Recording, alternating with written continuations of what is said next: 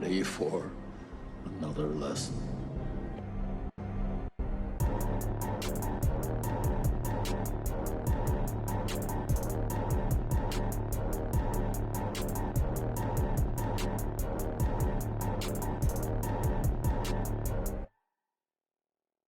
What's up, everybody, and welcome back to Back Row Banter, your favorite casual movie talk podcast. I'm one of your hosts, Adam Schwartz, and on this week's episode, we'll be talking about the movie Teenage Mutant Ninja Turtles, Mutant Mayhem. But before we get to any of that, I'm joined today, of course, by Ninja Nathaniel Gingrich. What up, folks? I'm Ninja Nathaniel. You may see me, you may not, but I'm around. Go ahead. No, you go ahead. I didn't have anything else. Okay, I was starting to riff, so go ahead. Gotcha.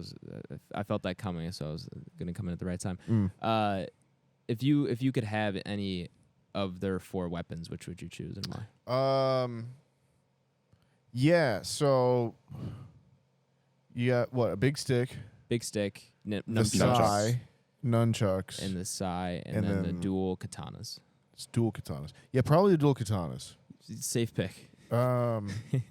Nunchucks are so cool, though. Nunchucks are cool. They're great. That I don't trust myself with those. If I'm honest, that's fair.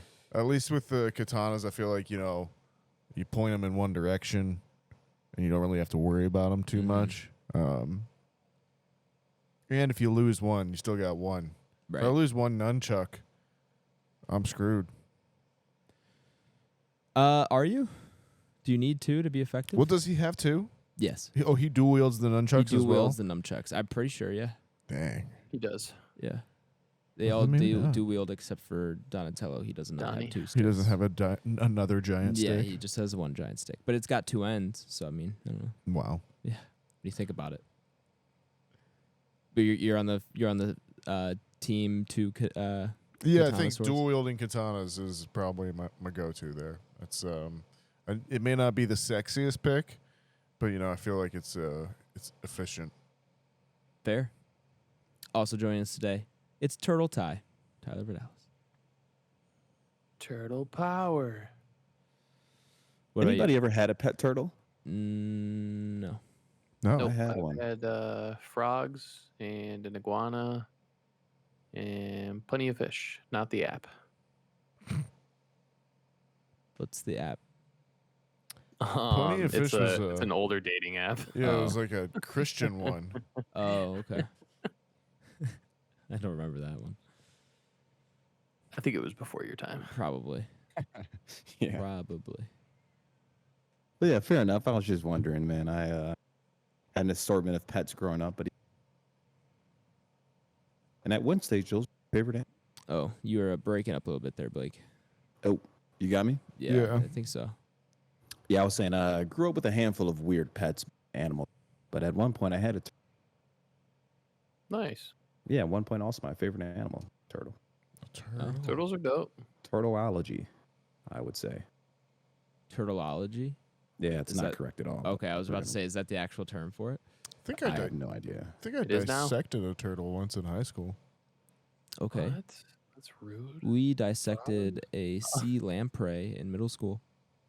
Those are like the sucker Yeah. dealios, yeah? Yeah. Yeah, in AP Bio, our teacher, she bought like an exotic animal dissection kit. Mm-hmm. So it came with like a turtle, a Oh. bat, Oh.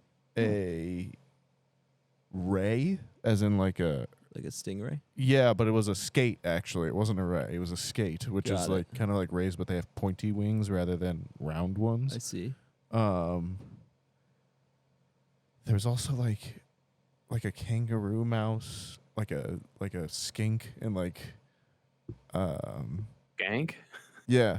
What was the other one? No. It was A kangaroo mouse hybrid. Could you imagine?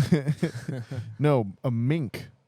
You know those Oh, things that they yeah, make minks for are the cool. curts? Mhm. Yeah, the they're like coats? related to like ferrets, otters. Yeah, so I can't think of what they're called, like their animal kingdom thing. But those things are ferocious too. They hunt. A lot of right. shit. So there's Yeah. these mink farms, and then they kill they where they grow all these minks, and then they slaughter them, and they take their coats for the mink fur coats, and then they donate all the minks to like different schools for dissection.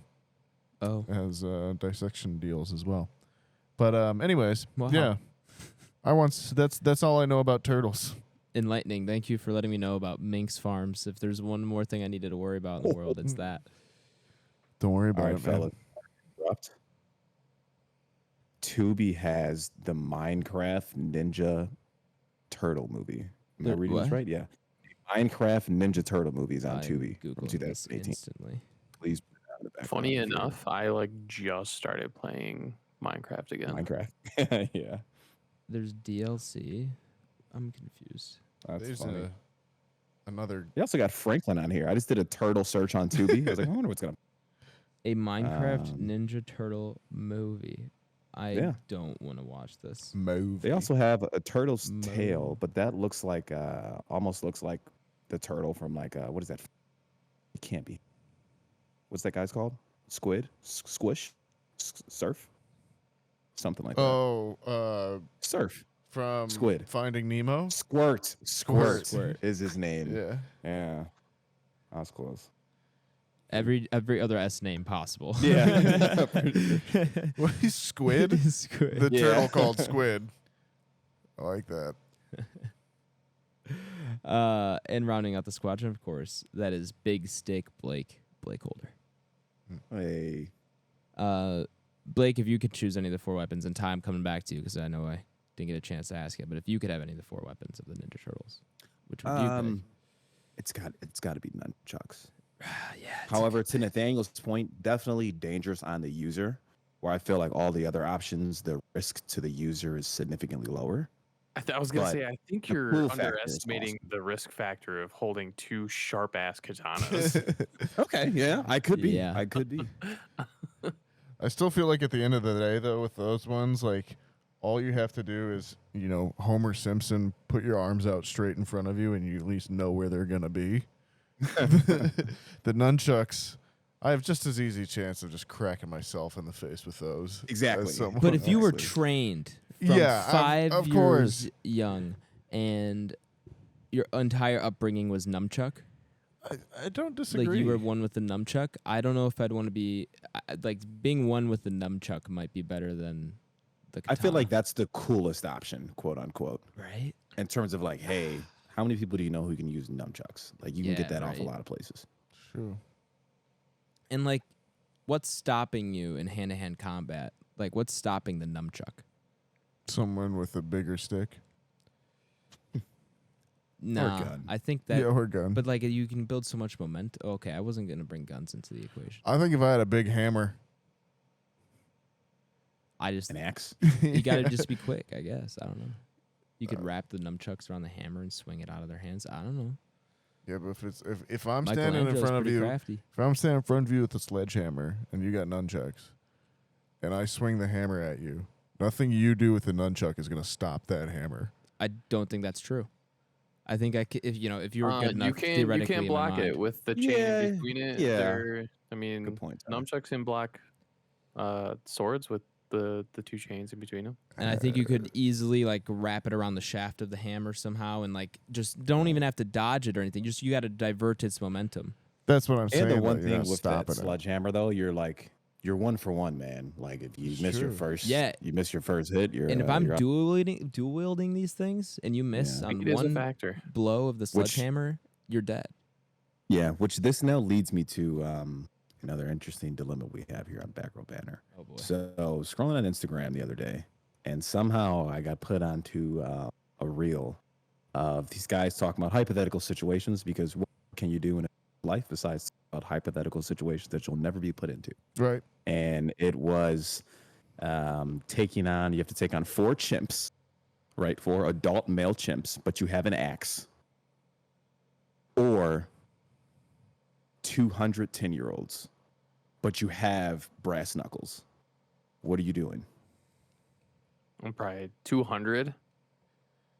10-year-old is not that's not- not that young. They're not- The original yeah. number was 75, but that seemed too short, so we'll double it. We'll say 150.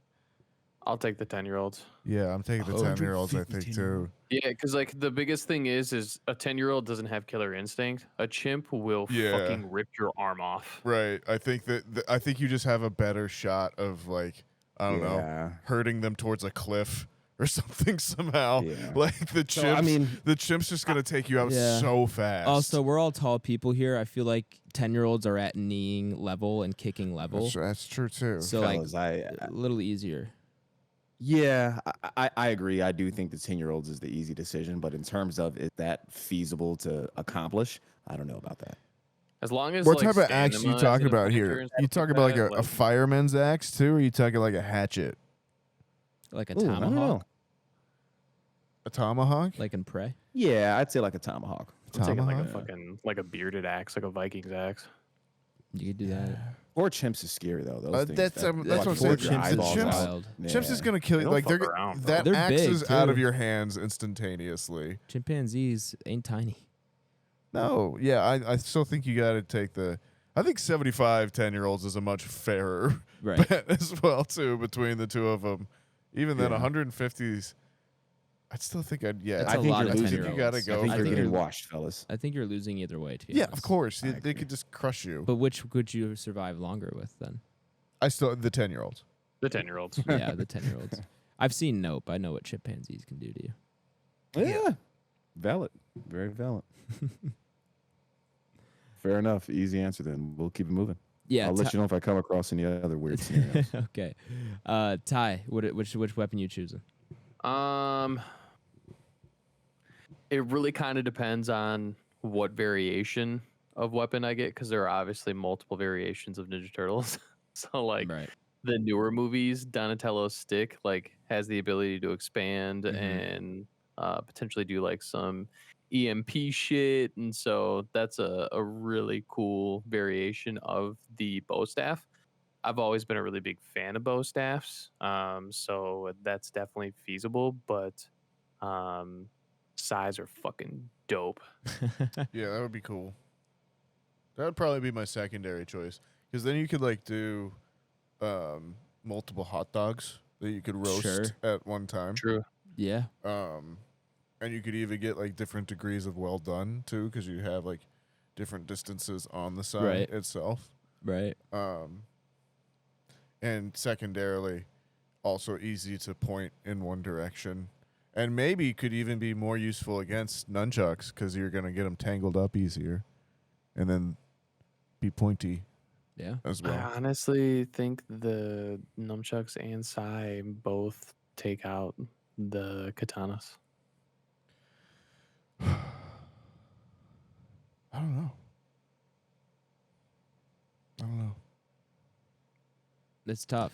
I feel like, again, this is I feel so off balance, because as I was referencing before the pod, like I have just zero context for the Ninja for how Turtles they fight and everything. Yeah, so I'm really just kind of like I don't know, man.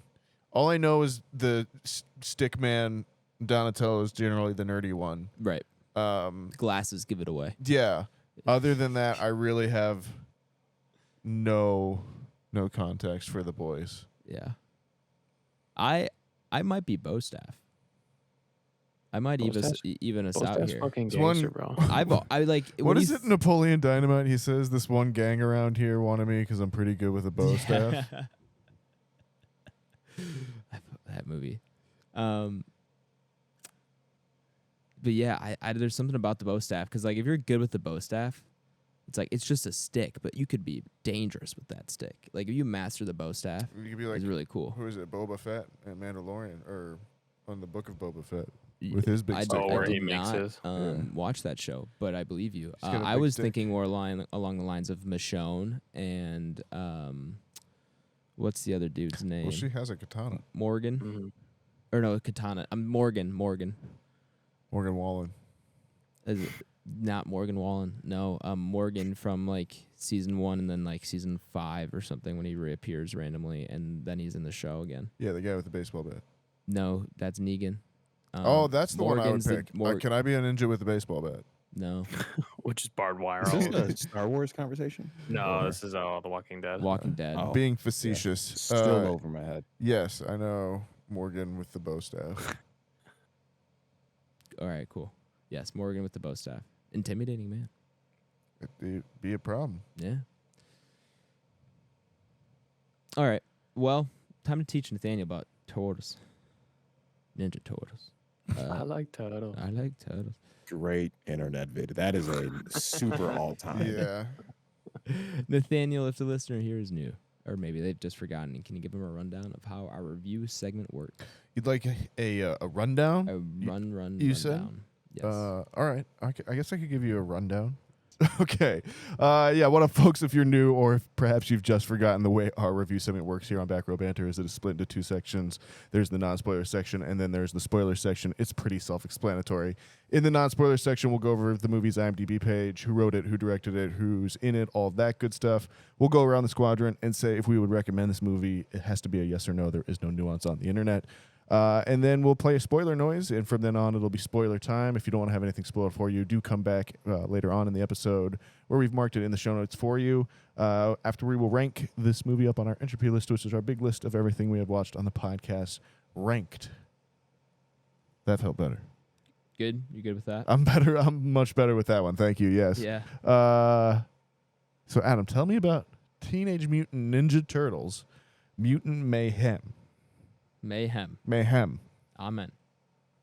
I would love to, Nathaniel. This, of course, is a new movie rated PG. I was about to say PG-13? No, PG, with a runtime of 1 hour and 39 minutes and an IMDb rating of 7.6 out of 10.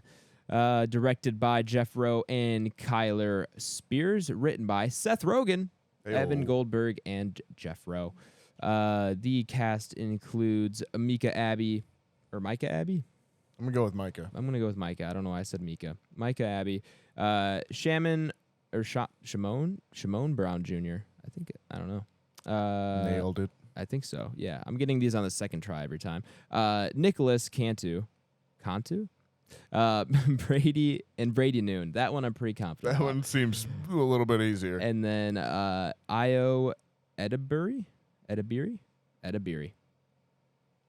And then Maya Rudolph here as well.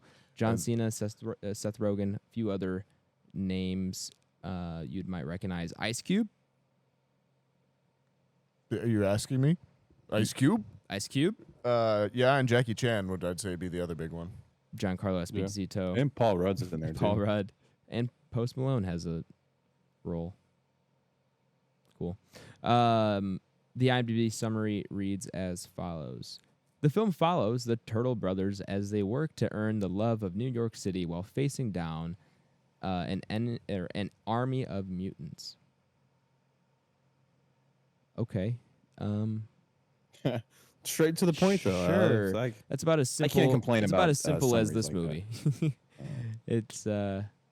Let's get into it. I had a good time, but this is nothing crazy, which is fine. It's a good movie. It definitely, I think, leans towards kids movie than say like Spider-Verse, which definitely felt a little bit more mature than this. But it still was approachable to. It was still better than Super Mario movie, where there was nothing for anyone who wasn't below the age of 12.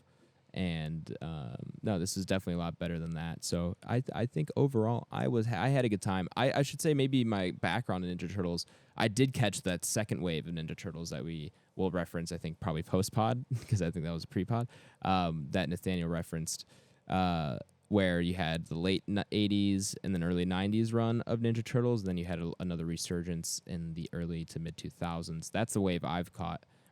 So I was a huge Ninja Turtle fan when I was like very, very young. And it's kind of always just stuck with me. Played the games and the GameCube. I was a big fan of those games. I don't remember what they were called. Teenage Mutant Ninja Turtles, probably. That was something like that. And watched the movies a lot when I was younger. Had the VHS of them. The live actions. The live action ones, yeah. Is the second one The Secret of the Ooze, or is that the third one? I don't remember. Second one. I think that's the second one. That sounds right. Ooze. And watch the animated show a little bit, or quite a bit. So yeah. So coming into this, I had my hopes up a little bit. I like Ninja Turtles a lot. I wouldn't say they're like super core memory or super core to my personality or identity or anything like that. Wasn't something I obsessed over, but did like a lot and had a good time with them. And I do enjoy the franchise. So coming into this, I was having some high hopes and hoping to enjoy myself, and I did. But I definitely think my expectations were set very appropriately. I didn't know if this was going to quite reach across or into the Spider-Verse levels, because in terms of the animation, that's kind of the comparison you draw, and kind of similar maybe core audience in the terms of, like, obviously Spider-Man appeals to all ages at this point, but it did at one point was just a like superhero that for kids, you know? And this is kind of similar, where I feel like it's a little bit smaller audience where probably people over 40 wouldn't care too much. Which is probably why Papa Schwartz didn't want to watch this movie, because he has no association with it. But anyway, it did not really meet up to the expectations of like a crosser into the Spider-Verse, which it doesn't need to. Those were fantastic films, and this was still solid in its own right. But don't expect something of those quality or that quality. I'm recommend though overall. Had a good time. Who are you popcorning? You. Okay.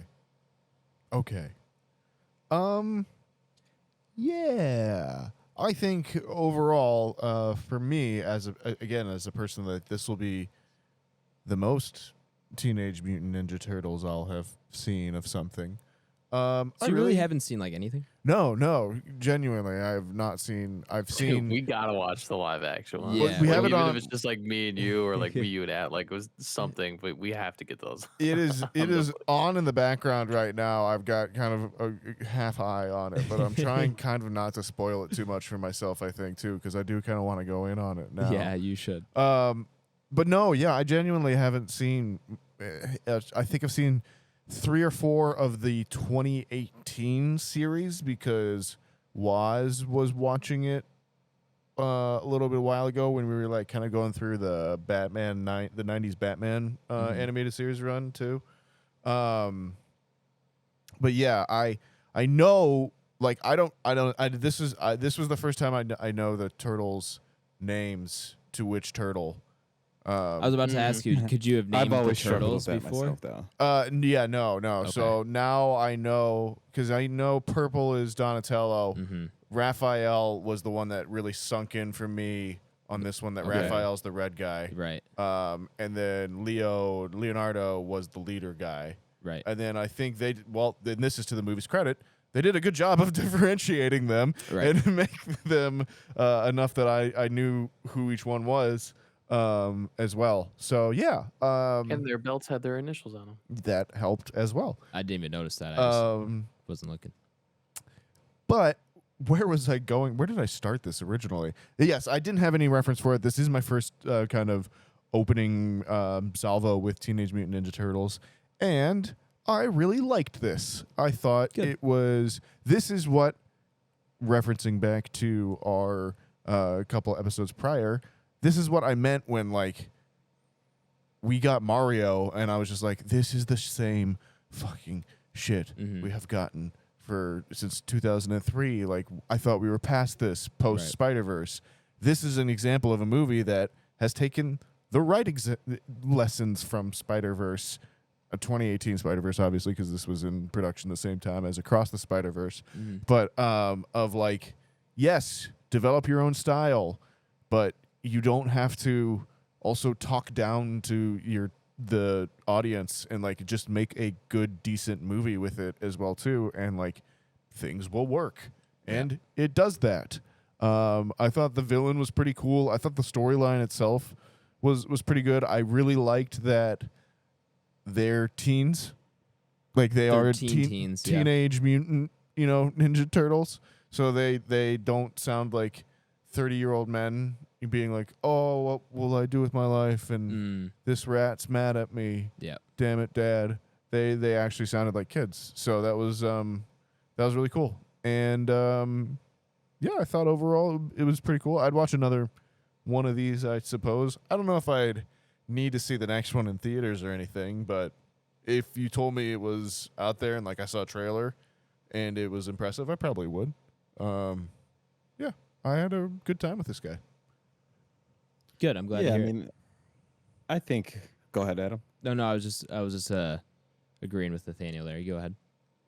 Okay. Yeah, I mean, I think for the most part, I'm on board with the group here. I mean, probably demographic of Teenage Mutant Ninja Turtles. I have a vivid memory of it came out 08 maybe 07, 08. I'm sorry. What did you say? What came out 07, 08? Yeah, was it a movie or a game? It was a movie. It was a Teenage Mutant Ninja Turtles movie. It was, I believe, it was animated. Probably.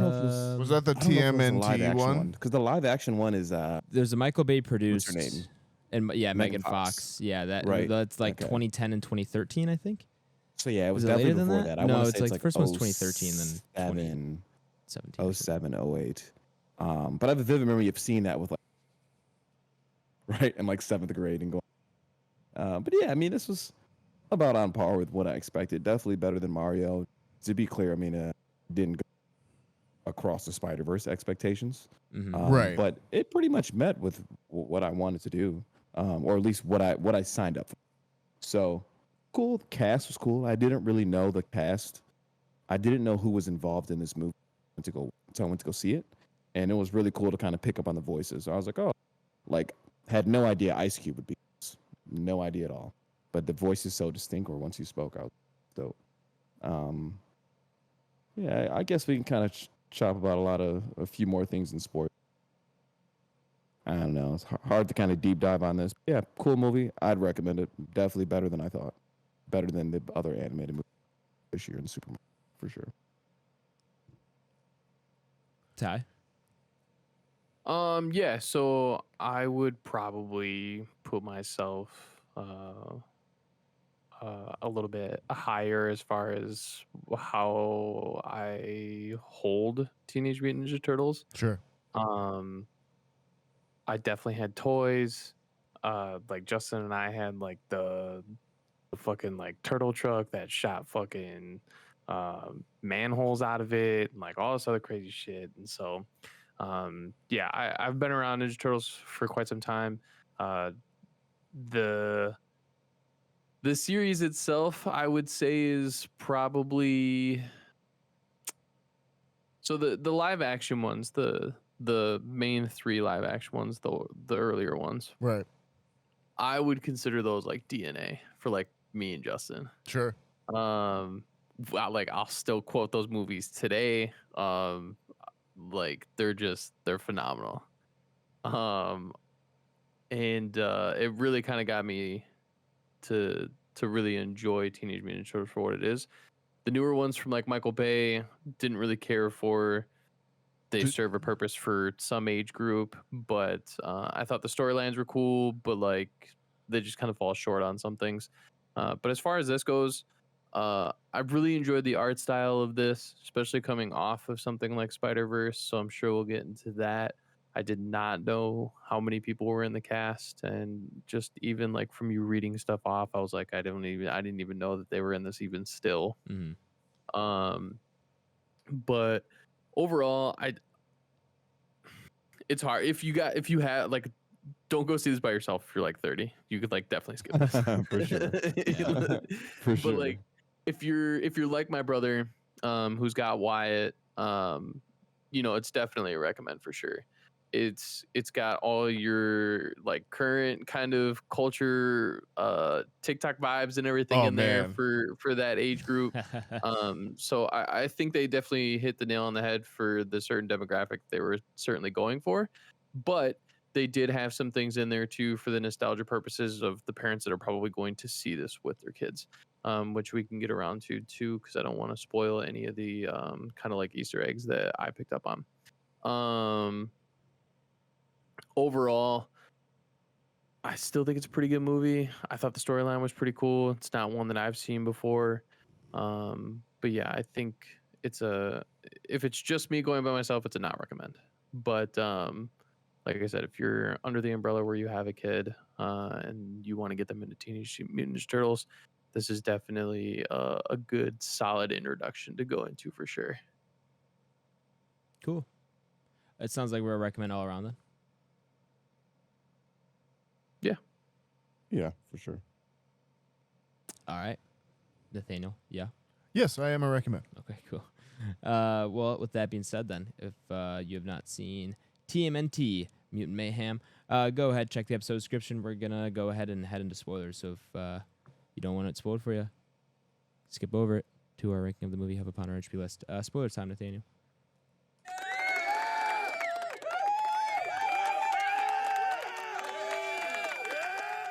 Spoiler time. That was Applause. aggressive.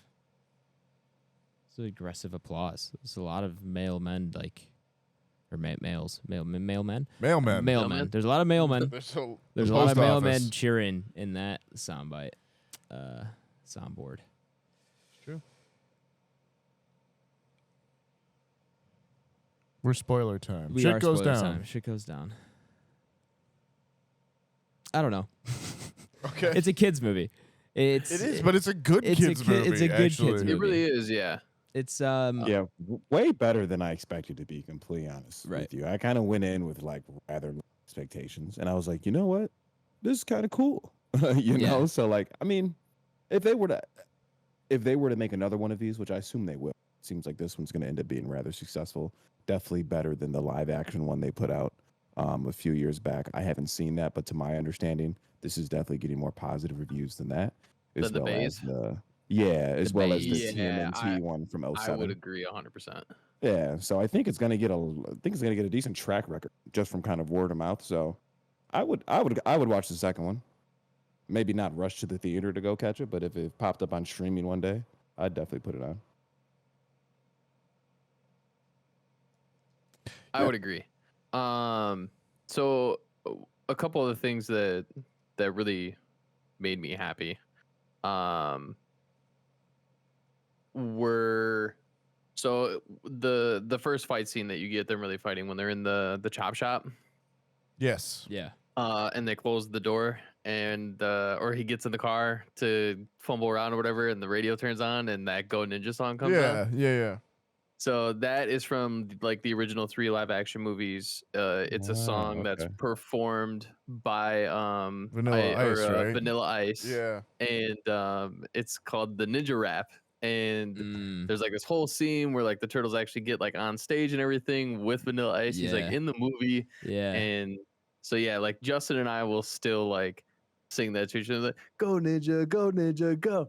And so that's like something that I was like, all right, yo, that's dope. I'm so glad that they Seth found a way to get that in here. And that's like a total Seth Rogen move to be able to carry something like that into this movie. And it's really cool to see that. So that was one thing that nostalgically really pleased me.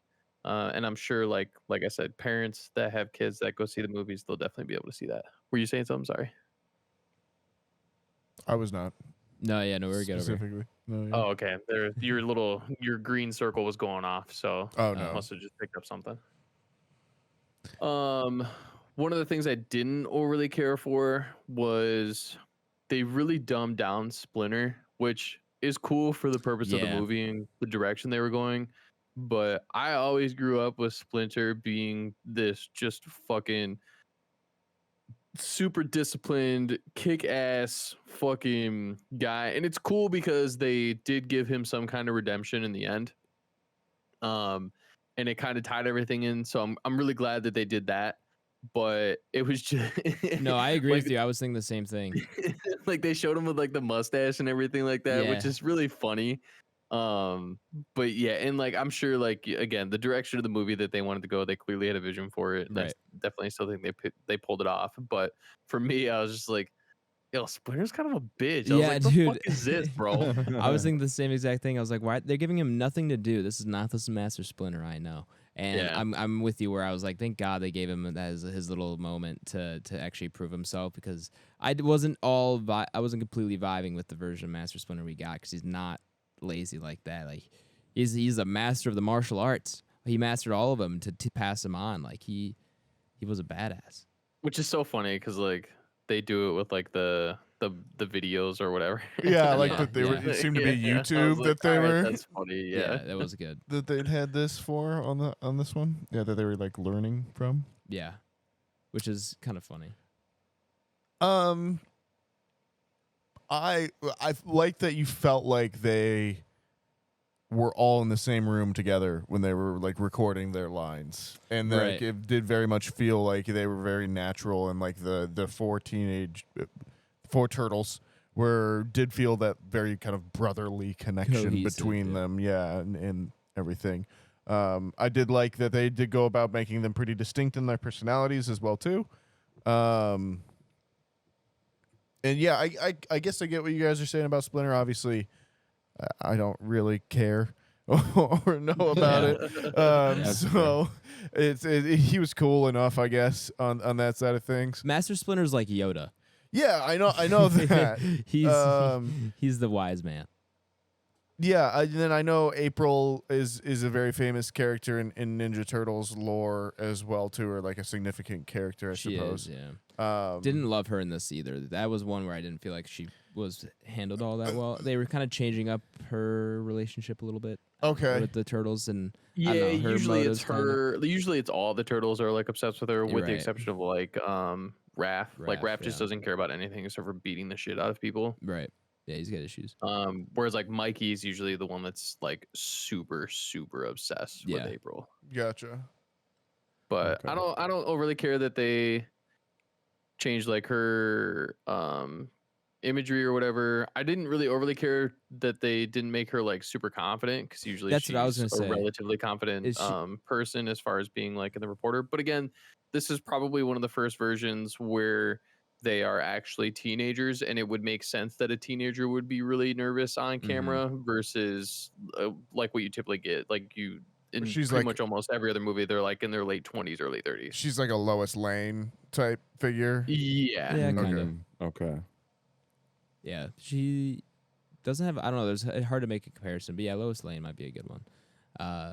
But she's it's like you said, Ty. She's a lot more confident and competent in the other versions than this one. But you're right, where it does make sense to make her a teenager around the same age as them, and a teenager wouldn't be super confident like that. So. I just thought the story in this was clever, and the tension and the drama that it set up between the turtles and the Superfly made sense. Mhm. And then I liked that the other mutants were like, "Nah, bro, you suck. Like, we found out this other way is out there, Yeah. and like, yeah, I don't want to kill people. Like, Yeah. I just want to live." And yeah, I thought that was just kind of a nice. It was a nice little story, and like I said, a good kids movie where it had something to say, or it had a storyline that had actual stakes, that didn't feel like it was there to sell the next Right. Ninja Turtles version, and was just about, good versus evil, all that kind of stuff. It was good. No peer pressure. Yeah, Yeah. I don't know. It was just a good movie. Yeah. I What was it just about to say? How did you all feel totally about just like the martial arts aspect, or like, I guess, lack there? Did you say or lack thereof? I do wish that there were some more fight scenes concentrating on like just them specifically. Right. Um, They did have their one really good sequence though, when they did go to each of those locations and like Yeah. hunting down like the kingpins. I really that was a liked really good sequence. I did like that a lot. The kind of switching between that and the Yeah. editing style that they went with on that one, where Yeah. you had kind of the revolving camera shot, and then it was like boom, it kind of was in the different scenes. reflecting into the Yeah. different scenes. That was really cool. And that's something you can do live action and has been done, but like works so well with animation. Yeah, that was one thing I was going to say as well too. I thought this did a lot with the style of animation choice it did, and like making the most of that and using that in a way that like, okay, well, we have this animation style and this kind of weird Chunky. Chunky, almost uh, ugly look to it gritty. in some ways. Let's play that up and be free with the camera and like let it roll around the whole scene and dart in and out of the action in ways that you could never do really in live action, or couldn't achieve easily. So yeah, I thought it was well directed in that sense overall. Yeah. Yeah, I'd agree with you guys on that. And even to chime in terms of just the actual like look and feel of the movies, like the animation in this, I think is very good. Maybe it's not as grand to the Spider-Verse or Spider-Verse, but you can see how those films basically kind of paved the way, right, for a different type of animation, quote unquote.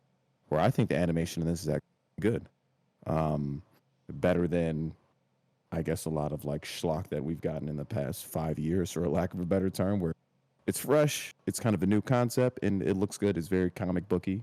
I like it. It's a little like blocky, quote unquote, but it's good. I like it. How'd you guys feel about the animation?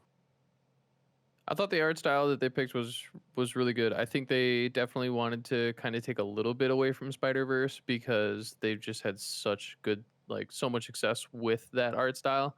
But I think they definitely kind of threw their own flair in there for sure. There was a lot of asymmetrical kind of facial features. They definitely threw a little bit more realism. Like some of these characters were just like ugly as fuck, which is just what you're gonna find in the real world. Yeah. And same thing with like the mutants. I think they did a really good job at kind of like the little bat thing. She had some kind of like robotics kind of involved with her, and even Superfly, like he had one really big arm with a claw and one little arm, and then he had his two little arms. I didn't overly care for Bebop and Rocksteady switching. I thought it was kind of a bit of an unfair fight when they all flopped sides. I thought for sure, just because of the way that the typical storylines play out, is Bebop and Rocksteady are always villains. Yeah, that was so shocking to me. I was like expecting them not to go over. Yep. So I was kind of thrown off a little bit like that. I just kind of wish that maybe like the all of them went with it and just left Bebop and Rocksteady with Superfly. I think that maybe would have been a little bit of a better fight, especially if you didn't make Superfly as big as he was. Maybe just kind of soup them all up, or kind of combine the three of them to maybe make one Mega Mutant.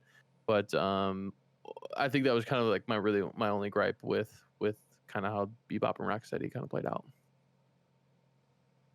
Yeah, I guess I knew about that because I'd heard them in the past as like antagonists to the Turtles, but I also didn't hate it. Like, I guess you could theoretically use them again in the future as well too, for like, isn't Krang their big kind of main villain, or Shredder? Shredder's, I guess, their big one. Shredder's their biggest. Right. But yeah, I don't know. I thought it was fun. I really liked it. I liked Paul Rudd and the Gecko, and then Post Malone as the weird shark man. The one who kept singing. Yeah, Ray Fillet. Yeah, Ray Fillet. Yeah, it's cool. They definitely had some really good characters in there. I definitely liked the separation of the Turtles as far as like their characters. They did all feel really unique. Yeah, they felt really genuine too in everything that they were saying. It's cool because it's like, not only was it like the TikTok kind of pop culture references, but like at one point Donnie is wearing a JoJo Bizarro's World sweatshirt, which is a current anime. So that's pretty cool. They also obviously reference Attack on Titan. Yeah. So that was pretty cool. What was the other one that they referenced? Somebody else had something too that was kind of like their own personal thing that I was like, oh, okay, that's pretty cool that they're referencing that, but I can't remember what it was. Was it the Raph joke where he needs therapy? Because I thought that was hilarious. I know, especially that was funny. That was hilarious. That was pretty funny. If you know Raph's character, like, dude is actually kind of a dark character. Oh, for sure. And dark. yeah, so it's funny just like having that reference almost as like a reference to like his other storylines where he kind of just actually becomes anti-hero-esque instead of just pure hero. So yeah, that was a good little bit. But I don't know which other. Are you talking about the Mikey improv joke? I don't know. Was it I can't remember it. There was a lot of good stuff. There was a lot of good stuff. And not only so I think they did a great job of, they kept each of the turtle personalities, like each of them felt very unique in and of themselves. None of them felt like overlapping in their characteristics or character traits. But then on top of that, their character designs were very unique as well in terms of you could tell who was who even with the masks off. And that's not something that's, I feel like, always been true in other versions of the Turtles. Like, even we have the live action one on right now. That you took off the masks, they are all the same. They all look the same. The same Turtles. Right. And, like, even in some of the animated stuff, they still do that in the animated stuff, but not a ton. It's kind of here and there that you kind of pick up the small differences between them. This one, even when, like, I was glad they had that scene at the end where you had them all on their own because you could tell who was who. And like, at that, having the character models be different, I think is actually a really big deal, and something they pulled off incredibly well. I would agree. Yeah. Trying to think if there's anything else we need to touch on.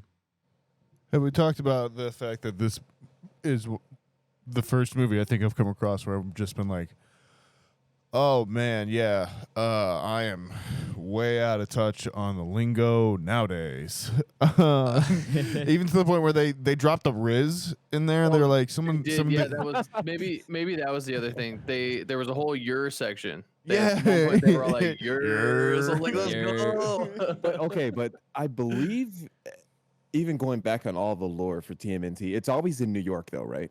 Yes. Yeah. I was like, think yeah, so. and that's a very New York statement. For It sure. is, yeah. So that totally makes sense. Yeah. Yep. Yeah. So Um, that was maybe that was it. Maybe that was what I was thinking of. But the Riz, Yeah. the Riz thing, I was like, that feels like a joke that's too new. That like they like went back and wrote that joke within the last 3 months or something like that, you Good. know, and like just ADR'd that in. Yeah, could be. But then yeah, I was more. there was I the more Attack so on Titan happy. reference, and like yeah, it was just like I was like, wow, it feels like these kids are fresh. They're onto something. Yeah, I was more so happy, and it was so refreshing to sit in a movie that's not 2 hours and fucking 50 minutes long. Yeah. Like, we've been on Honestly, a long like streak. that's this year. so. I almost can't even put that into words of how appreciated I am, or how much I appreciate films that do that. Which is cool sometimes, right? If I'm balled in across Spider-Verse was 2 hours and whatever, I was totally fine with it. I could have sat there for another 3 hours. But I mean, it is nice to like sit in a movie theater, get in and out between this, going to see Oppenheimer for 3 hours, going to see Barbie for 2:30, then sitting down in this and Mission like Impossible. 90 minutes in and out. You know what I Yeah. mean? It was like, Yeah. man, it was refreshing. We have Definitely. gotten some long ones the past few months. So you're right. I agree with you where I didn't feel like I was going to be sitting here for a significant portion of time. Because I'll tell you what, like in an alternate universe, somewhere this movie is 2 hours and 20 minutes. Oh, and Dear it's just God. Like, cameo guaranteed. after cameo, and it's Yeah. got 3 villains in it, and they're all trying to fit in there, and it's got who's the hockey man that's on here, Casey Jones. Casey, yeah. Yeah, he's in there as well too, and like Splinter dies halfway that- through. Just That's wait out for the there third somewhere. one. Just wait for the third one. It's coming. Splinter dies halfway through the movie, and there's another 45 minutes before they have to decide to all band together, you know, And then they're interrogated for their security clearance and put on trial. and then they go back to comic book world. Yeah. That was a good bit. We're on it tonight, gang. I'll tell you what. I don't know about that. It's hard to deep dive a children's movie, fellas. So, I mean, it's I just like I keep coming back to the fact that like this is like this in contrast to that fucking Mario movie. Yeah. And how much better this is when it genuinely like two somewhat similar properties. Yeah. In that like they both come from, you know, the late 80s, have been popular the whole time, you know, are adaptations of bigger things. I guess with Teenage Mutant Ninja Turtles, you argue obviously that it's been a comic book and a movie and all that kind of stuff this whole time, but still like, and have smart people behind it. Like the Illumination guys, the Despicable Me stuff is good Yeah. to an extent in some ways No, it as well felt like too. a miss for sure. Like, and then terms of there's its script. this where it's like you get a Seth Rogen, and like even backing up to last week, was it last week we were talking Barbie? Yes. Yeah, even Yeah. backing up to last week with Barbie, like there where you have Greta Gerwig and Noah Baumbach, and here where you have like Seth Rogen and his producing partner Evan Goldberg, I believe, are also behind this as well too, who've like just had kind of really good success adapting stuff with Invincible and Preacher and where was their other one that they had as well too that was on Amazon Prime. But like you get people with good ideas and good vision and you let them do their thing and you're going to have good results. Pretty simple, I don't know, formula, but it seems to be the wrong lesson learned from Hollywood year after year after year. Yep. And obviously we're in a really cool strike right now. So yeah, sick. Support your actors and writers, folks. Because if you don't, we're going to have to review Paw Patrol, which showed a preview before this movie. Talk about feeling out of touch. But that's like a kids movie. This is like a kids movie. That's like a 5-year-old kids movie. 5, 6-year-old. Yeah, I don't know. I had a good time here. I'm good to see the turtles back, you know, in a good form. I wish they'd do something more mature with them. There is a comic book. Tyler, are you familiar with The Last Ronin? Woz has got that around here somewhere. Yeah. Ty might not be. His camera's off, and he might not be around. The Last Ronin is a series. I don't know when it was released. I haven't read it myself, so I'm not an expert on it. This is something I've just read up on. And there's a rumored game coming out where you play as the Last Ronin. But it's basically a storyline where you are one of the 4 turtles. It's never revealed which one, but all 3 of your brothers have died, and you are avenging their deaths, basically. And you are just on a like a war path of revenge as the last Ninja Turtle. I love, in my head, you're Raph, because that seems like a ripe story to be Raph, but I mean, it's never really revealed who you are exactly, which I think is really cool. And then they are just apparently on a war path for revenge to avenge their fallen turtle brethren. That's apparently going to be a game. I would love a movie. That sounds like a badass movie. But yeah, I wouldn't mind something a little bit more mature with the turtles. Maybe evolve the IP, because it really hasn't stepped too far beyond kids' realm. And maybe it can. Maybe we can get some cool, mature stuff on here. There were some like mature jokes in here in terms of like, oh, you need to go to therapy. Like, that's kind of funny. But then also like murder. What was the murder joke that one of them made? He was like, murder is a burden you'll never. Murder's a heavy burden or something like that. It was just like, that's a good point, and that's something that shocked me too. Was like, they kind of just went from like, oh, they're innocent turtles, Ninja Turtles from the sewers who like just steal food and stuff, to like, oh, they are murdering people and have. If they go along with Superfly. Yeah. Well, no. Like, felt like some of those people were getting murdered when they were hunting down the bosses. They were not holding back. I mean, those are katanas at the end of the day. I thought it was pretty much shown that he was hitting them with the backside of them. I don't know. Something tells me one of those. It's like the Batman Arkham games where you're like, okay, I just ran you over with the Batmobile. You're telling me that guy's still alive because he got stunned? That's one of my favorite internet memes. It's like the Batman joke. It's like he fucking crashes in the building with the Batmobile and then like plants a guy into a wall. And he's like, now talk. It's a funny meme, though. For some reason, for sure. No, it's hilarious. Yeah, so there was part of me that was like, hold up, they are just going full in and they have no qualms about beating all these guys up and potentially killing them. Fun. And then Raph, just 15 years old, like interrogates a guy and just knocks him out immediately with no hesitation. Right. Like that kind of stuff, like there's room there to play with in a mature way. Would love to have that explored at some point in some form. And I would love another good Ninja Turtle game. Hopefully that Ronin thing is real. It's supposed to be like an RPG. Dude, I used to play fucking side scrollers. Yeah, that's the Ninja Turtles. Yeah, I would too. Ty, have you heard of the Last Ronin comic book? Yeah. Yeah. Have you read it? No. No, okay. But it is supposed to be phenomenal. Yeah, that's what I've heard as well. And I was saying there's a rumor that there's a game coming out that's that story. That'd be sick. Like an RPG, which I agree that I would play the hell out of that. Yeah, that'd be dope. Yeah. All right. Do we have anything else we want to touch on here, fellas? No. Good for now. Cool. Voice acting was great too, by the way. I don't know if anybody all really around. pointed out. Right. And soundtrack wasn't bad either. Soundtrack was good. Yeah.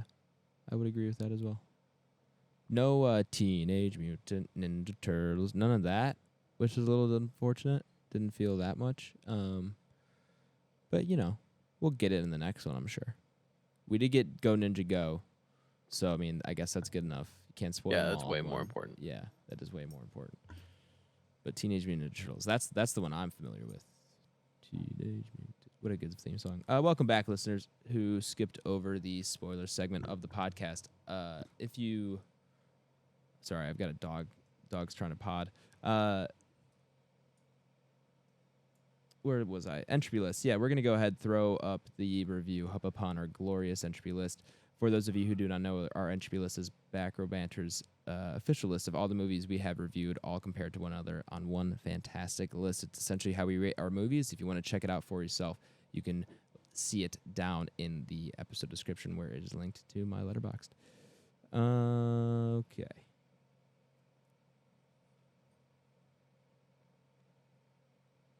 Where you got this guy? I think above Mario movie, which is currently... Not low enough. Nah, where is it? Oh, 143. Which I... Yeah.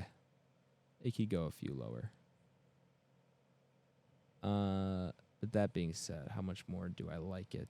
I don't know. If any of you guys got a ranking, let her rip at any point.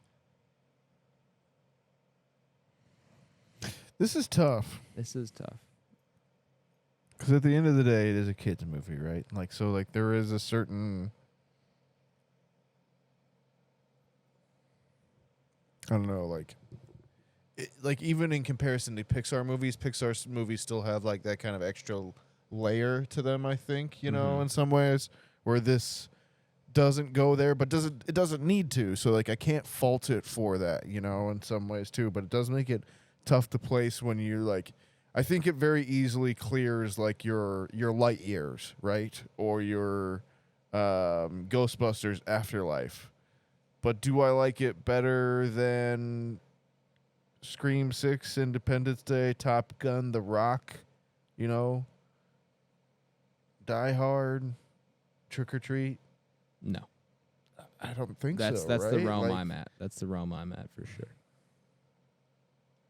I have my spot. Go for it. 107. Below Blind Spotting and above Men.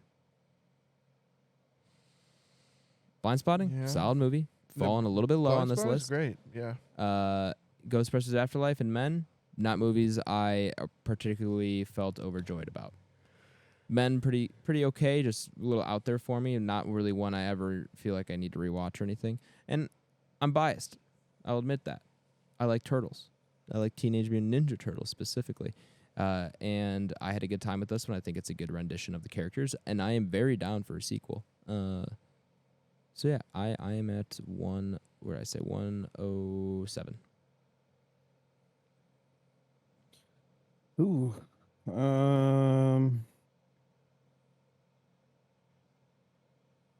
I'll be 10 below you. I'm 117. All right. Above Renfield, below Godzilla vs. Kong? Yeah. Okay. Yeah, the Godzillas, those are stumping me, fellas. I don't have too much of a problem jumping over those. Yeah. They're fun, but that's it. They're fun. I had fun in this one.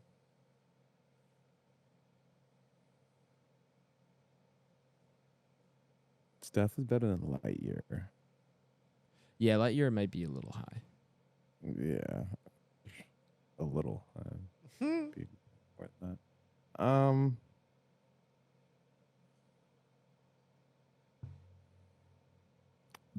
Adam, did you say 107 or was that Nathaniel? That was me. Yeah, honestly, I think that's the right spot because I do think there's a gap between Men and Blind Spotting, Yeah. and I think we got to start filling it out with movies that like aren't the greatest but aren't terrible by any means. We're Right. all probably never Men. I'd throw it 107. All right. That's 2 for 107, 117. Yeah, I'm comfortable with that as well too at 107. You're good with 107? Yep. Wow, that's the magic number then. I don't even know. I think hasn't happened in a while where 3 of us put it in one spot, but I think that's usually just where we put it, yeah? You can, yeah, that's fine. I mean, I can average it out. 107 plus 1. Carry the 1. It would be 109.5 would be our average, but I think that's how we used to do it when we would have 3 people in agreement. But it's just this list has gotten so large that I don't know the last time we've had 3 people put in the same spot. Feels like ages. I don't either. Are we cool putting it at 107 then? Don't bother me. All right. Let her rip. Then Teenage Mutant Ninja Turtles, Mutant Mayhem slotted in there at 107, below Blind Spotting and above Men. There you have it. Our next review, listeners, before we hop into what we're watching, will be another new film. Probably the last one for a little bit because we slow down quite a lot after this next week. But we do have a review for The Last Voyage of the Demeter. Nathaniel, give the listeners a rundown if they're not familiar, because I've told I've told people, like 3 or 4 people about this movie, and they're like, "What the hell?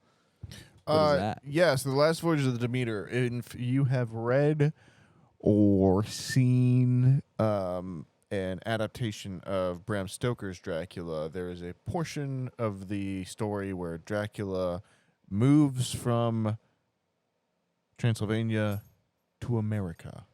And to do that, he takes a ship, and he ships himself in his coffin across the ocean. And that ship is called the Demeter. And so this movie is set on the ship as that is happening, and it seems to be Dracula attacking the crew. But it's by a gentleman that has directed a couple different horror movies now, all of which have been pretty interesting. My favorite of which was The Autopsy of Jane Doe, which I know Blake has seen as well too. Yeah, not a bad film. So yeah, the idea that this guy is doing this story and this movie, I think, is pretty exciting. So I'm pretty jazzed for it. Should be fun. I don't know if it's going to be particularly like horrifying or like super scary in like a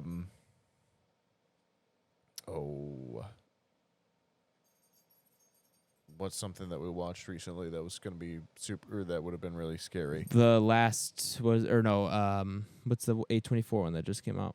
Talk to me. Yeah, I don't think it's going to be. No, it's not going to be something like that. But I don't even think it'll be as praised as that. But yeah, it has potential to flop, though, fellas. I'm not going to lie. It could. That. But it does kind of have that potential to be like, oh man, I'm trusting in this it could director very well guy. Be a movie where I feel like I'm sitting there and it's like, 1, I couldn't see shit. 2, this could be an nothing Antlers. Yeah, This could be an Antlers. But I'm sorry, what was that? I said this could end up like Antlers. Yeah, a whole lot of nothing, for lack of a better term. But I'm excited. I'm going to temper my expectations. It's got our boy on there, Dave Dalsmashian. Does True. it? All right. Yeah, Then I'm extra intrigued. for sure. It's got somebody else in there too that's pretty big. I can't think of who it is off the top of my head. I want to say I hope it's Anya Taylor-Joy, even though I know it's not. Well, there's Corey Hawkins. But this seems like a movie she'd be in, don't you think? It does in some ways feel like one. Yeah, of it those. does feel Yeah, like a it movie she would does. be in. Yeah, a time period A24. Right. Only thing yeah. it has to do is be directed by Robert Eggers. Yeah, So if this was Eggers, she would be here. which I believe he's actually doing a Dracula adaptation. I think he's doing a Nosferatu. Yeah. Oh yes, That's what it is. Yeah. that's what it is. So we're close. Anyways, We're close. that's what we've been watching next week. So check it out if you want.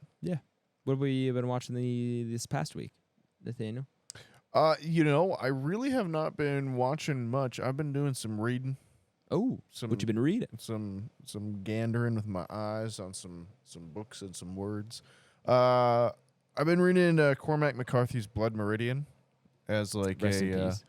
a kind of one I've kept on my nightstand and reading a little bit of that each night. That's been really good. And then today I was reading I guess it's been the last 2 days, a manga series called Monster, which has been pretty interesting as well too. It's about a serial killer who is like one of those. He's the definition of pure evil. Oh, this got adapted into an anime movie, didn't it? Yes, it's coming out. Either it's coming out soon or is. I think it's is out. I've seen people talk about this. Yeah, so it's supposed to be this guy's like, a definition of pure evil and like super manipulative and has been since a child and that kind of thing. But the story unfolds from kind of the perspective of his twin sister who is trying to hunt down this incredibly smart serial killer and the doctor that saved him as a baby or as a child and is now regretting obviously that he saved this injured child that has gone on to be a serial killer. So yeah, it's interesting so far. I'm really enjoying it. It's the same guy that wrote that adaptation called Pluto that I read earlier this year as well too. So it's really well done, and I finished the first volume of that today. Cormac McCarthy, Blood Meridian, can't recommend that enough as well too, obviously. But yeah, other than that, I watched the UFC this past weekend, and then really it's just been work. That's life. It is what it is. As I'm starting to understand day by day. Yep. Fuck. What have you been watching? I finished up Quarterback. Or I actually might have one last episode. I don't think I watched Mahomes win the Super Bowl yet, so I may have one last episode. But still been cruising with that show. Watched a couple more episodes of that. Been good. Been solid. Like it a lot. That's been it though. I haven't really been watching much else. I've been playing games still, here and there. Yeah, I wish I had more to add. But That's fair enough. Tyler. Let's see. What have I been watching? Like I mentioned, I watched the ESL Pro League for. Yeah. God, I'm just having a huge brain fart right now. CS:GO. And then I've been still watching quite a bit of just gaming in general on YouTube with Tim and not so much Nick, but Nick really hasn't been on a ton. And then like Clocky and Doc and all those guys. I did get to kind of restarting a couple of different things that I've watched in the past, one of them being Game of Thrones. So I've been kind of cruising on that. I'm on season 2 now. So that's been pretty fun to kind of get back into. And then the other thing was Bleach. And I think I also mentioned that last week as well. We did talk about that. Which is still great. It's, again, one of those animes that I watched really early on in my anime career. And it's always really funny. You really don't really realize how old some of them are.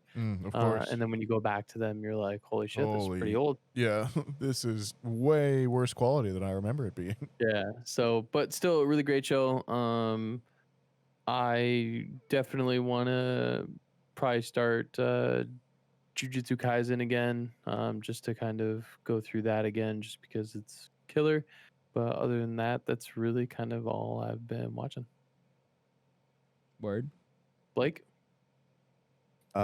This week I didn't get to too much.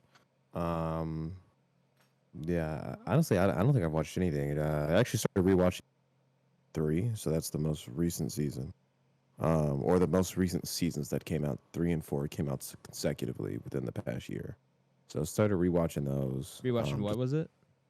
Atlanta season 3 and 4. So I've started rewatching those for the first time. I've seen 1 and 2 countless times because those have been out for 5 years. Yeah. 3 and 4 have only been out the past year when they came out last year. Started rewatching those. Excellent show, and even kind of picking up on some things recently on second watches, because this is a show that the more you watch it, the more you can pick up on things. You start to wonder if things are actually happening in the real timeline. Outside of that, funny enough, I actually caught up with a buddy on Instagram, posted a podcast of his So shout out my buddy from high school. We used to sit down and talk about a ton of movies, and like this is AP English, if I remember correctly. Sure. And the first thing we bonded on, I forgot what it was. Somebody said something outlandish about, I think it was like The Matrix. And me and him collectively was just like, yeah, like, fuck what this guy's saying. Like, it was one of those, and we just bonded immediately. So shout out Adam. He's got a podcast called Requiem for a Tuesday. So he's gone there Dope. chatting film, things of that nature. So yeah, shout out Adam. We talked about Oppenheimer the other day. But yeah, that's really about it. Caught up with him and been rolling with him. So he's been podding for looks like the past about 3 years, 2.5 years, about the same time we started. So shout out to him. Give him a listen. Cool. Looks like I'm leaving. Yeah, See ya. that's all I've got. I don't got anything else. I need to watch something.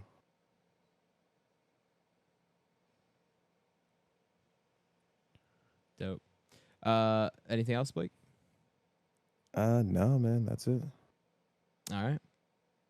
Are we good? You know what I watched this weekend?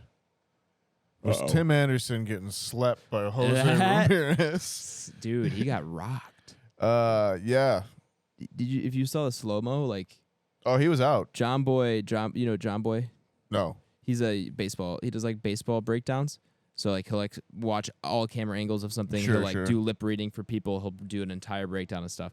It's all baseball. But he did a breakdown of it. He slowed down the face jiggle, as he called it, and it's just he rocked him, dude. Oh yeah, he down. got knocked out. Yeah, Like, he definitely. That was wild. He took it right on the button. Mm-hmm. Yeah. Thank God, because it's distracting from the fact that the Diamondbacks are just in complete free fall right now. They as well, are too. 2 of the last 10. Yeah, they're Something like not that. good right now. That's bad. That's unfortunate because they had such a great start. Yeah. But anyway, For the Cubs, Cubs are rolling. There's Oh, time yeah. to put it together, though, right? Don't playoffs start Cubs they could are still. soon. rolling. Yeah, they could still, but yeah, it's getting in the second half of the season, starting to matter now. Yeah, it's not the time do you or wanna die be going time. cold. Oh, it is do or die time right now. Because also it's the NL is very competitive at the upper half. Like the it's a pretty tight wild card race right now. Yeah. So what's going on the baseball side of what's going on with my? Is he being traded? I saw some rumors of who? that. I can't think of his name. What's his name? Shohei? Shohei Ohtani. Shohei? No, the trade Yeah. deadline was the 1st of August, like a week ago. He should have been still on traded. the team, He's still on the Angels. They are like just barely. They're in contention for the wild card, but they've had a lot of injuries the past like 2 weeks and like 3 weeks leading up to the trade deadline. And instead of selling Shohei Ohtani for pretty much any team's farm system, they decided to hang on to him because this is like their only chance of actually being competitive. Because then Shohei's most likely going to leave the Angels next year in free agency. Man, poor fucking Mike Trout. Okay. Right? Yeah, I feel so bad for Mike Trout. So he would be on the Angels next baseball season, though, correct? No, he's a free agent after the season. So like they okay, like I were gotcha, barely in I gotcha. contention, and they just decided to keep playing because this is their only chance. This is like their best year they've had since I've been alive, probably. I got you. And so this is their closest they've come to being in the playoffs, and so they just decided to run with it. And they made a few acquisitions, but nothing major. And then they've had a few injuries that have really brought them down. And I don't think there's a chance in hell Shohei Ohtani's staying at the Angels. You never know. So it was man. one of those sports things where it's like, hey, let's trade him and get something for him while we can, because we're about to lose him for nothing. Right, exactly. Yeah, it should have Okay, been. I got you. It would be a very that's what- high-priced rental. Dude, it would have been insane. The return on that would have been insane. So they should have traded him, in my opinion. You never know, man. There's always so much random shit that goes on behind the background. Oh, as of well, course, too. of course. Yeah, what do I know? Don't forget the Angels are owned by fucking Disney. So Are they really? yeah.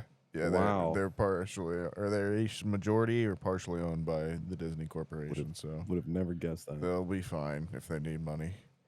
I'm not saying they can't pay for him. I just don't think he wants to play there. I don't know. If I had a choice to, He was live- holding back tears the other night. Did you not see that? I did see that, but I also know if I was a man that had the opportunity to play my entire career in Southern California, and the other option was fucking New York, in the middle of winter or the Cubbies.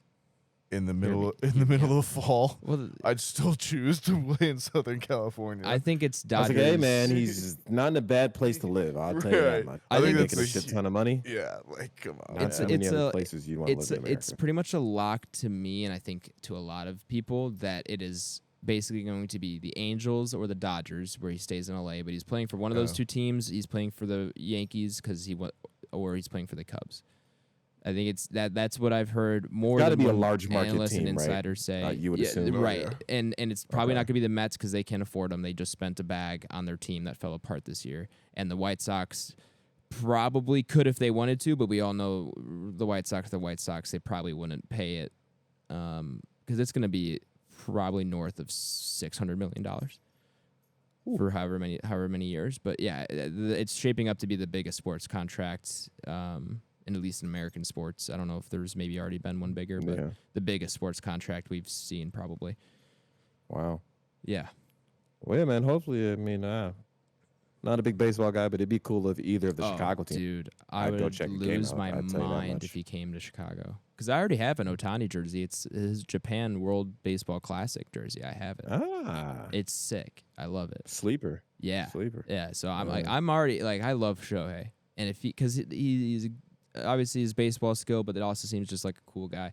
All of it together. And if he came to Chicago, I would buy an Ohtani jersey the second they dropped. Like I would just. Oh yeah. I I mean, would I do I anything. would too. I even like the Angels jersey just off the color scheme. Right, I've been yeah. a fan of him. Where he wore a Lamar Jackson jersey to the game last year through That's his dope. contract dispute, and That's like dope. from that day on, I was like, so wherever he goes, him and my guy on the Sox. What's the guy on the Red Sox name? Nathaniel? Alex Verdugo. My guy. Yeah, those are my two baseball guys right there. Don't even know their names, can't pronounce them, but wherever they're at, I'll support them. Valid. It's been a fun year of baseball. Baseball. Cubs making a run. So it's been fun. Let's get on out of here, fellas. Thank you all for listening here. If you can, be a good person and share the podcast with a friend, a family member, maybe a turtle or two. The turtle? A turtle or two. While you're doing that, also follow the podcast on Twitter at Banter Row, on Instagram at Back Row Banter Pod, and our YouTube. Go subscribe to us there, even if it is not your primary place of listening. That's Back Row Banter. Just Back Row Banter on YouTube. We got that one. And then our email is backrowbanterpod@gmail.com if you want to send us anything like that. Send us your movie suggestions or questions you got for us. We would love to have them. BlakeHolder, where can the people find you at, my man? Yo, Letterboxd, BlakeHolder. I'll be on there logging some things, rating them out of 5 stars. Really, really have to get to talk. So I want to put a review on that. So that's on my list. I've got to make it happen. I know we kind of chatted about trying to get together for that too. So maybe we'll try to swing something here the next few weeks while it's still in theaters. Because I've still been hearing good reviews, raving. But that's all I've got. We'll go popcorn tie. You can find me on Twitterbox. Twitterbox. Twitterbox. You can find me on Instagram, Letterboxd, and X. Oh, all Jesus. Tyler Vidalis, VIDALES. I guess it's just me, yeah? Nathaniel. You can find me on Twitter and Letterboxd at @NSGingrick. You can find me on Instagram at NathanielG92. Sandpiper Tapes is my other podcast. I was thinking about that today, maybe bringing the old Sandpiper Tapes back, seeing what's going on with that. Who knows? Yeah. All right. We'll see. But yeah, that's me. Is that it? Nah, you can find me on Twitter at H24 and on X.com at H24 and on Letterboxd at H. That'll do it here for episode 158. Thank you all for listening, especially if you made it this far into the episode. You're my favorite type of listener, and we really do appreciate it. Join us next week for our review of the Last Voyage of the Demeter. We'll BRB. Be excellent to each other, everyone, and we will BRB. Thanks for stopping by. We appreciate everything you can and will do for us because you have to, because word of mouth is the only way that we grow. And we appreciate that. And just be kind to one another. You never know what somebody else is going through. And we'll BRB. Thanks for listening. Thanks for the support as always. We wouldn't be able to continue the podcast if it wasn't for you. So we appreciate it. As we always say, at least try to do one thing you thoroughly enjoy every day, and it should be a better day for you. We'll BRB.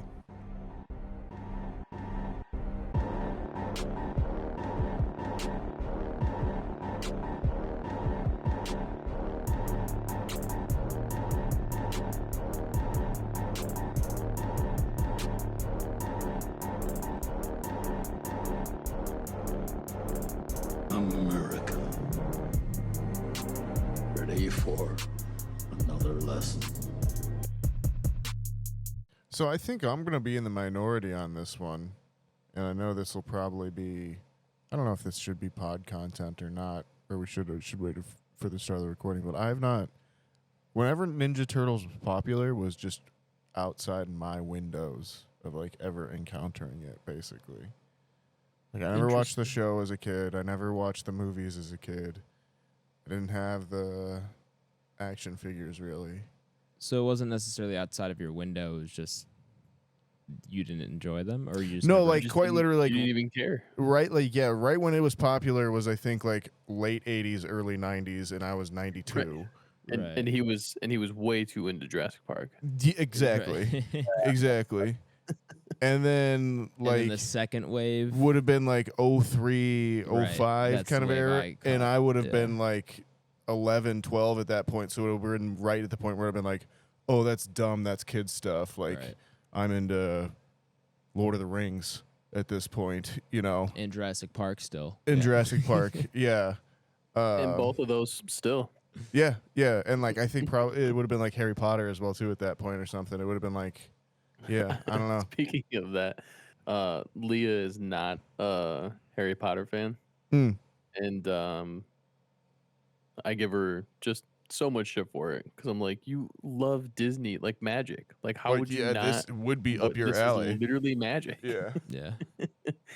And so I was like, you know, the other day we were walking back from the gym, and I was like, I just want to let you know that, you know, the whole you not liking Harry Potter thing vibed. You know, I let it go and everything when we were, you know, Dating? just kind of dating and Even fiance. But once we get engaged. married, you do have to watch them in full, like no naps. All three, one sitting.